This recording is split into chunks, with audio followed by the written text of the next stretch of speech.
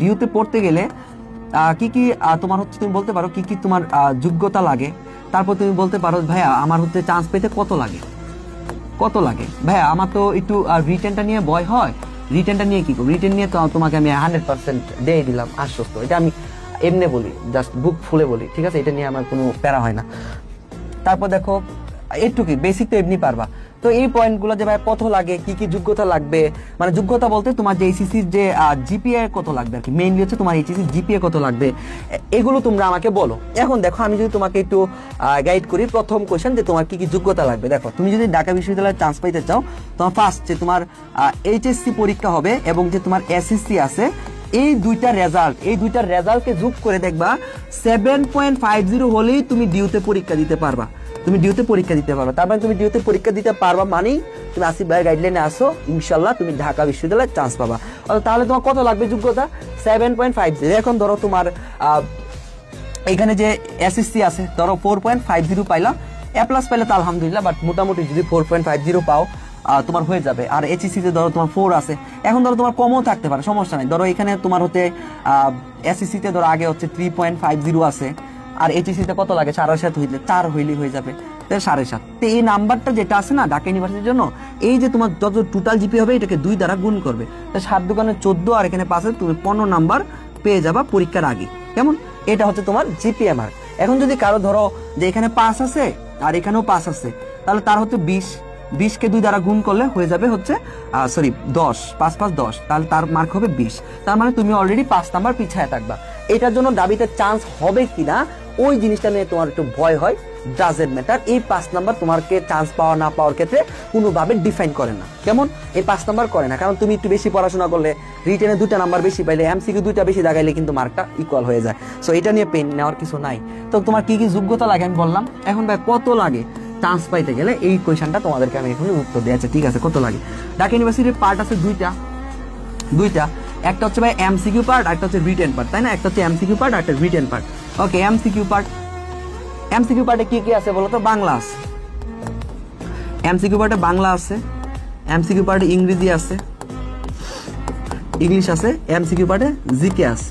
ওকে, MCQ পরীক্ষা হবে তোমার 60 নাম্বারে। কেমন? এবং তোমার রিটেন যে পরীক্ষাটা হয় ওই পরীক্ষাটা হয় হচ্ছে তোমার 40 নাম্বার। তো 40-এর মধ্যে বাংলা হচ্ছে তোমার 20 আর হচ্ছে ইংরেজি হচ্ছে তোমার 20, ইংরেজিতে তোমার 20 মার্ক। ওকে, এখন এই যে এমসিকিউ 60 এবং 40 ওই 100-র মধ্যে কত পাইলে তোমার চান্স হবে? ওই 100-র মধ্যে তুমি যদি 60 নাম্বার পাও তোমার দাবিতে চান্স হবে। এখন দেখো কে মেধাবী, কে পারে, এটা আমার দেখার বিষয় না। আমার প্রশ্ন কমন পড়ছে, আমি এটা পড়ছি, আমার মাথায় সেন্স আছে, আমি পরিশ্রম করছি, আমি বৃত্ত বরট করছি, আমি 60 পাইছি, আমি ঢাকা বিশ্ববিদ্যালয়ে চান্স পাবো। 60 মার্ক আমার টার্গেট, আমার 3 মাস টাইম, আমার 60 মার্ক আমার টার্গেট। এইখানে কে কি এটা আমার দেখার বিষয় না। হোয়াট এভার তুমি যাই আসো, ধরো আমি তোমার সিলেবাস, তোমার তো সিলেবাস আছে, এখন তোমার সিলেবাস হচ্ছে সরু সরাই, হ্যাঁ, ধরো এবিসিডি হচ্ছে তোমার সিলেবাস, যে এবিসিডি অ্যালফাবেট আছে 26টা হচ্ছে তোমার সিলেবাস। এখন ধরো দুনিয়া যে সবচেয়ে বেশি মেধাবী, ওকে বললো যে ঠিক আছে এই 26টা লেটারের পরীক্ষা তো লেখো, আর তোমাকে বললো 3 মাস সময় দিয়ে যে 26টা লেটার তুমিও লেখো। তুমি পারবা কিনা 26টা লেখতে? এবিসিডি এফজিএস লিখে ফেলবা, আরেকজন যে ফার্স্ট ও কিন্তু লিখে ফেলবে।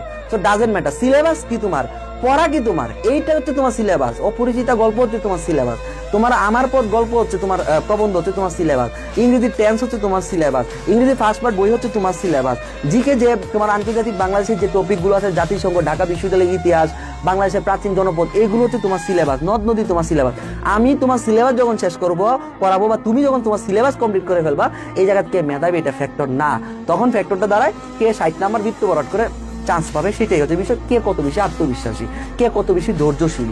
ঠিক আছে, এখন দেখো এই বাংলার মধ্যে ধরো তোমার গল্প আছে, কবিতা আছে, নাটক, উপন্যাস এবং ব্যাকরণের অংশ, এগুলো যদি মোটামুটি ভালো করে পড়ো এইচএসসি থেকেই, এবং ঢাকা বিশ্ববিদ্যালয়ের প্রস্তুতি নাও 3 মাস, মুখস্থ আইটেম সহ। মুখস্থ কি কি আছে? একদম আমারও মুখস্থ, তোমাকে বলতে পারি। এক কথায় প্রকাশ আসবে, একটা পারিভাষিক শব্দ আসবে, একটা বাগধারা আসবে, সমার্থক শব্দ আসবে, এই 4টা। পারিভাষিক শব্দ, এক কথায় প্রকাশ, বাগধারা, আর হচ্ছে তোমার হচ্ছে সমার্থক শব্দ, এই 4টা আছে। পারিভাষিক শব্দ, এক কথায় প্রকাশ, বাগধারা, সমার্থক শব্দ, 4টা। 4টা বলে 4 নাম্বার থাকে। গল্প কবিতা থেকে প্রশ্ন আসে যে তোমার হচ্ছে এই পাকিস্তানিদের গায়ের কাটা কোনটা ছিল, তুমি বলতে পারো ইজিলি যে শহীদ মিনার। আত্মাকে চিনে কি আসে, আত্মনির্ভরশীলতা আসে। এই কোয়েশনগুলো ইজি বাংলা কোয়েশনগুলো আসে। তো বাংলা ধরো মোটামুটি একটু ব্যাকরণ সহ মিলে তোমার 5টা আমি পারলাম না, আমার 10 নাম্বার হইলে কি আমার কি চান্স হবে না? ধরলাম কমসে কম আমি 10 হইলো 15টা এমসিকিউ। এই 60টার মধ্যে বাংলা এমসিকিউ হচ্ছে 15টা, ইংরেজি এমসিকিউ হচ্ছে 15টা, এবং জিকে হচ্ছে সবচেয়ে বেশি 30টা এমসিকিউ। তাহলে সিলেবাস কম না, 15টা এমসিকিউ। আচ্ছা ঠিক আছে, 15-এর মধ্যে আমি 15 পারলাম না, আমি 10টা পারলাম। ওকে, ইংরেজি আমি তোমাকে বলে দিই, দেখো যেগুলো পরীক্ষা আসবে, টেন্স থেকে তুমি 1 নাম্বার পাবা। তোমার হচ্ছে পার্সেস স্পিচ থেকে তুমি হচ্ছে 2 নাম্বার পাবা। ওকে ঠিক আছে, তোমার রাইট ফর্ম ভার্ব থেকে অ্যাটলিস্ট তুমি 4 নাম্বার পাবা। তোমার স্পেলিং সবসময় আমার কমন পড়ে, আমি যেটাই পড়ি এটাই কমন পড়ে, ওখান থেকে তুমি 1 নাম্বার পাবা। তোমার প্রেপোজিশন আছে, প্রেপোজিশন থেকে তুমি 1 নাম্বার পাবা। ঠিক আছে, তারপর তোমার যে আরো সাবজেক্টগুলো সবগুলো আমার বলার দরকার নেই। এখানে কত আছে? 1 2 3 আর 4 6 7 8 8টা, আমি জাস্ট 1টা 2টা 3টা 4টা 5টা টপিকে তুমি 8 নাম্বার পাইতেছো।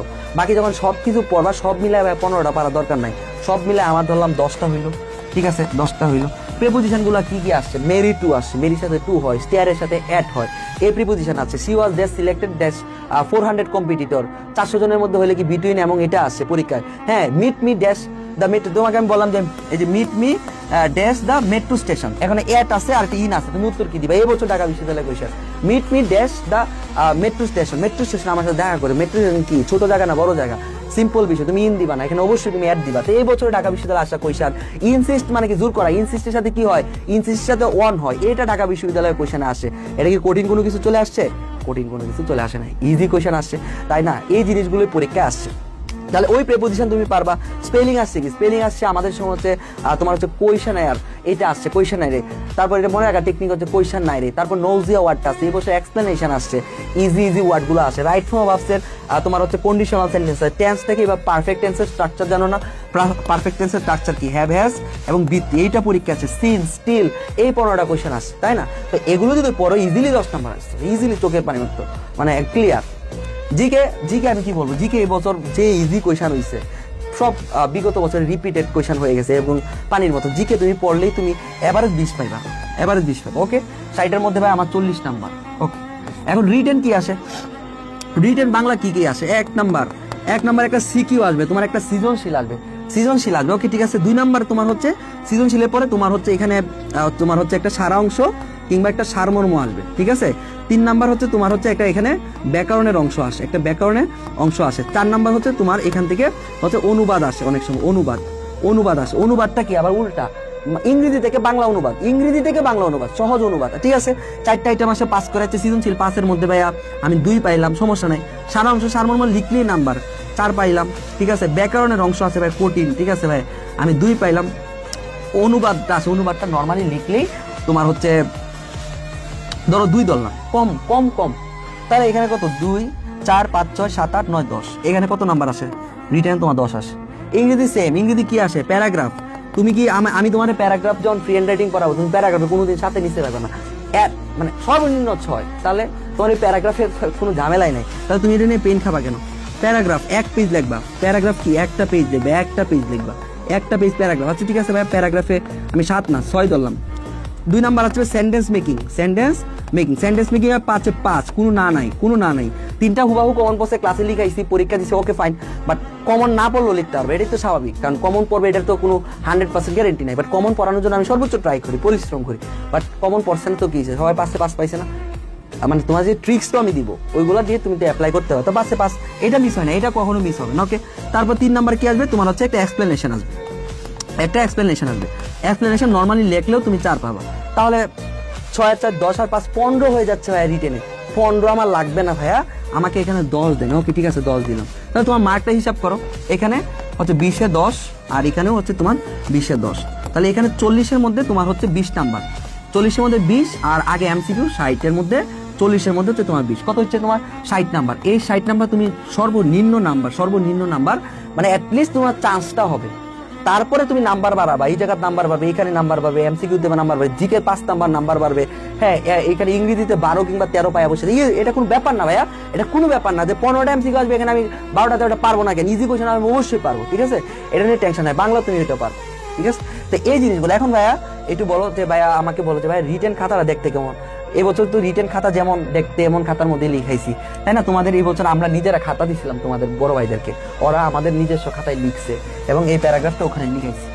রিটেন খাতা হচ্ছে ইংরেজিতে হবে এরকম, এই যে একটা প্যারাগ্রাফ ইংলিশ, 1 পেজ প্যারাগ্রাফ লিখবা, জাস্ট 15টা লাইন লিখবা, শেষ। তোমাকে এখানে 7 দিবে। আচ্ছা ঠিক আছে, আরেকটা কি আসবে, আর হচ্ছে এইটুক, এই যে 5টা সেন্টেন্স মেক লিখবা, আরেকটা হচ্ছে এক্সপ্লেনেশন লিখবা, শেষ। 5 5 এখানে 7, এখানে ধরো 3 পাইলো, শেষ। অনেক নাম্বার, ঠিক আছে, 15 নাম্বার হয়। তারপরে তোমার বাংলাটাও সেম, বাংলাটা এরকম হবে। বাংলাটা তুমি এই যে এরকম একটা খাতা দিবে, এখানে তুমি হচ্ছে সিকিউ লিখবা, তারপর হচ্ছে এখানে আরেকটা খাতা দিবে, যদি তোমার সারাংশ সারমর্ম হয়, সারাংশ সারমর্ম, এই জায়গাটা হচ্ছে ব্যাকরণের অংশ, তারপর তোমার আরেকটু খাতার একটা অংশ থাকবে ছোট করে, আরেকটু খাতার অংশ থাকবে এরকম করে, পরবর্তীতে এখানে তো তোমার অনুবাদটা লিখবা। এই তো, এটা কঠিন কিছু না। তাহলে তোমার যে কোয়েশ্চেনগুলো পাইছো, তোমার যোগ্যতা বুঝছো, কত যোগ্যতা হলে পরীক্ষা দিতে পারবা, কত লাগে চান্স পাইতে, 60 নাম্বার লাগে মোটামুটি, এবং রিটেন নিয়ে তোমার কোনো ভয় নাই, রিটেনের জন্য ভাই আস। আর এমসিকিউ তো কেমন পড়াইতেছে এটা তো চোখে দেখতেছে, এই জন্য এমসিকিউ নিয়ে বলি না তেমন কিছু। সো আজকে যদি তুমি আমাকে একটু ছুটি দাও তাহলে আমি ছুটি, আর আমাকে যদি একটু ছুটি দাও তাহলে আজকে ছুটি, বাট ছুটির সাথে লিখে দিবে একটা লাভ ব্রেক দিবা, আর একটু কষ্ট করে লিখবা, ইনশাল্লাহ ঢাকা বিশ্ববিদ্যালয়ে চান্স পাবো, ইনশাল্লাহ ঢাকা বিশ্ববিদ্যালয়ে চান্স পাবো, আল্লাহ যদি চায় ইনশাল্লাহ পাবো, কারণ তুমি চেষ্টা করবা। তাহলে আমাকে একটু লেখো, ছুটি দিয়ে একটা লাভ ব্রেক দাও, নিচে লেখো ইনশাল্লাহ ভাইয়া ঢাকা বিশ্ববিদ্যালয়ে চান্স পাবো, ইনশাল্লাহ ভাইয়া ঢাকা বিশ্ববিদ্যালয়ে চান্স পাবো, লিখে আমাকে একটু ছুটি দাও। এই যে এতক্ষণ ধৈর্য ধরে শুনছো, ছুটি, টাটা। আমার এসএসসি 3.25, আমি কি পারবো? ইয়েস। তোমার এইচএসসিতে এখন একটু ভালো করতে হবে। টাটা টাটা, ছুটি ছুটি ছুটি।